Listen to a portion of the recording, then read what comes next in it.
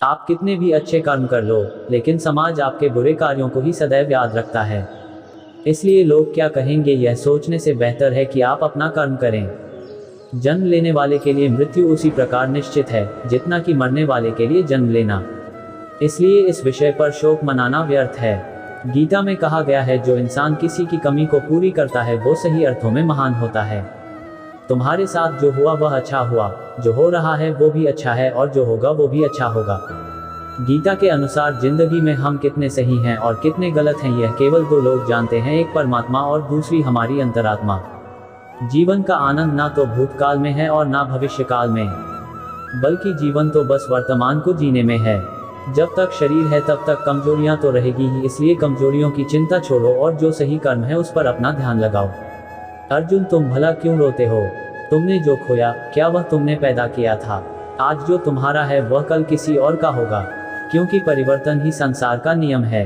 किसी का अच्छा ना कर सको तो बुरा भी मत करना, क्योंकि दुनिया कमजोर है लेकिन दुनिया बनाने वाला नहीं। यदि कोई व्यक्ति विश्वास के साथ इच्छित वस्तु को लेकर नित्य चिंतन करता है तो वह जो चाहे वह बन सकता है। सच्चा धर्म यह है कि जिन बातों को इंसान अपने लिए अच्छा नहीं समझता उन्हें दूसरों के लिए भी प्रयोग ना करें। कोई भी व्यक्ति अपने विश्वास से बनता है, वह जैसा विश्वास करता है उसी अनुरूप बन जाता है।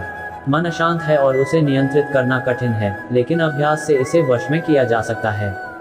मेरे लिए समस्त प्राणी समान हैं, ना तो कोई मुझे अत्यधिक प्रिय है और ना ही कम, लेकिन जो मेरी भक्ति पूरे मन से करते हैं मैं सदैव आवश्यकता पड़ने पर उनके काम आता हूँ।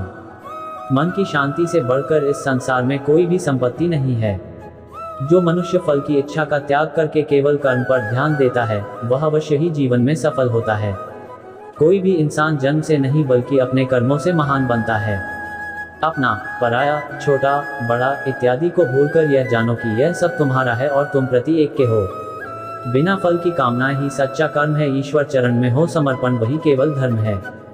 जो व्यक्ति क्रोध करता है उसके मन में भ्रम पैदा होता है, जिससे उसका बौद्धिक तर्क नष्ट हो जाता है और तभी व्यक्ति का धीरे धीरे पतन होने लगता है।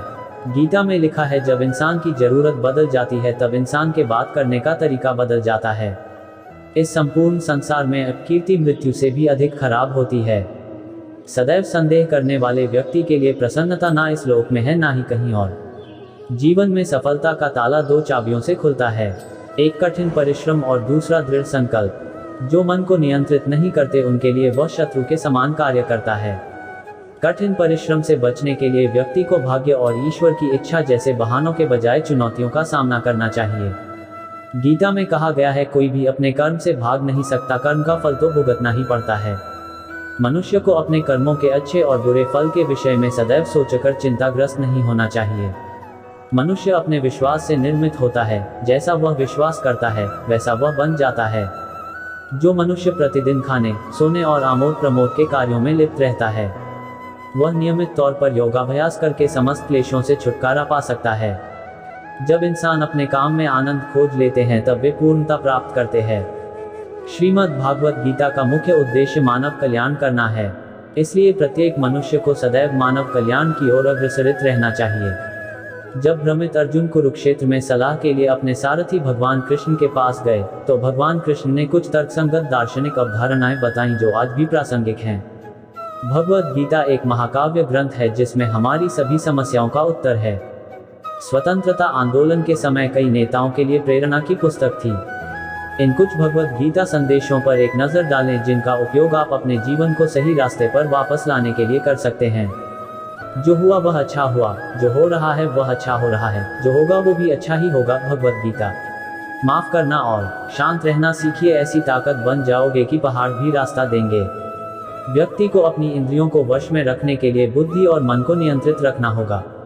जो होने वाला है वो होकर ही रहता है और जो नहीं होने वाला वह कभी नहीं होता। ऐसा निश्चय जिनकी बुद्धि में होता है उन्हें चिंता कभी नहीं सताती है।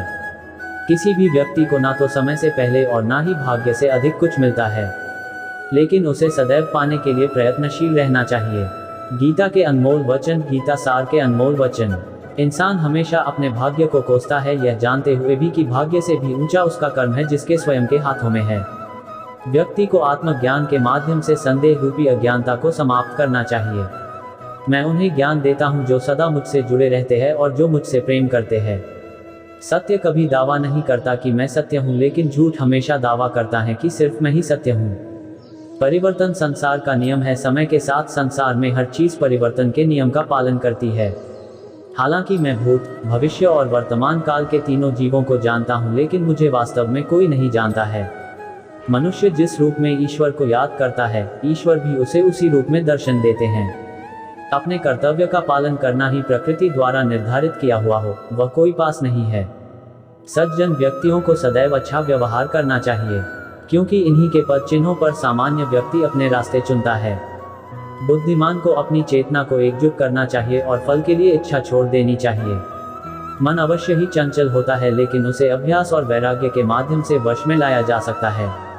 इंद्रियों की दुनिया में कल्पना सुखों की प्रथम शुरुआत है और अंत भी जो दुख को जन्म देता है। इस संपूर्ण संसार में कोई भी व्यक्ति महान नहीं जन्मा होता है, बल्कि उसके कर्म उसे महान बनाते हैं। जीवन में कभी गुस्सा या क्रोध ना करे, यह आपके जीवन के ध्वंस कर देगा। हे पार्थ, मैंने और तुमने अपने कर्तव्यों को निभाने के लिए धरती पर कई अवतार लिए हैं, लेकिन मुझे याद है और तुम्हें नहीं। वासना, क्रोध और लालच नरक के 3 दरवाजे हैं। जो मनुष्य जिस देवता की विश्वास के साथ भक्ति करता है, मैं उस व्यक्ति की उसी देवता में दृढ़ता बढ़ा देता हूँ। सभी काम छोड़कर बस भगवान में पूर्ण रूप से समर्पित हो जाओ, मैं तुम्हें सभी पापों से मुक्त कर दूंगा। कर्म करो, फल की चिंता मत करो, भगवद गीता का सबसे बुद्धिमान संदेश है।